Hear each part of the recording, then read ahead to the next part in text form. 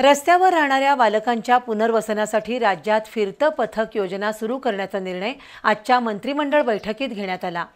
त्यानुसार कोल्हापूरसह 29 महापालिका क्षेत्रात पहिल्या टप्प्यात 31 मोबाईल व्हॅन सुरू होतील। त्यासाठी 8 कोटी रुपयांची तरतूद करण्यात आली आहे। दरम्यान पर्यावरणाची हानी टाळण्यासाठी कृत्रिम वाळू धोरणाला मंत्रिमंडळाने मंजुरी दिली आहे। राज्य मंत्रिमंडळाची साप्ताहिक बैठक आज मुख्यमंत्री देवेंद्र फडणवीस यांच्या अध्यक्षतेखाली पार पडली। त्यामध्ये 6 निर्णय झाले असून महिला बालविकास, महसूल, वित्त आणि कौशल्य रोजगार, उद्योजक विभागांचा समावेश आहे। रस्त्यावर राहणाऱ्या बालकांचं पुनर्वसन करण्यासाठी संपूर्ण राज्यात फिरती पथकं तैनात केली जाणार आहेत।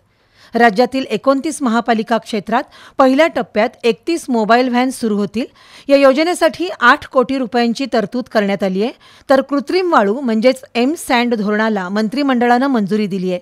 त्यातून प्रत्येक जिल्ह्यात 50 व्यक्ती किंवा संस्थांना सँड युनिट स्थापन करण्यासाठी उद्योग विभागाकडून सवलती दिल्या जातील।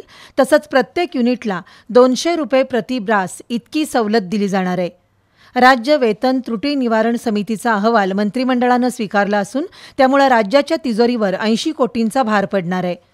राज्यातील सर्व शासकीय ITIचं खासगी भागीदारीतून आधुनिकीकरण केलं जाईल। तसंच नागपूर जिल्ह्यातील चिंचोली इथं राष्ट्रीय न्यायवैद्यक शास्त्र विद्यापीठाच्या उपकेंद्रासाठी 20.31 हेक्टर जागा देण्याचा निर्णयही मंत्रिमंडळाने घेतलाय। तर नागपूर स्मार्ट सिटी प्रकल्प बाधितांसाठी मुद्रांक शुल्क कमी करण्यात आलं असून ते आता फक्त 1000 रुपये आकारण्यात येणार आहे।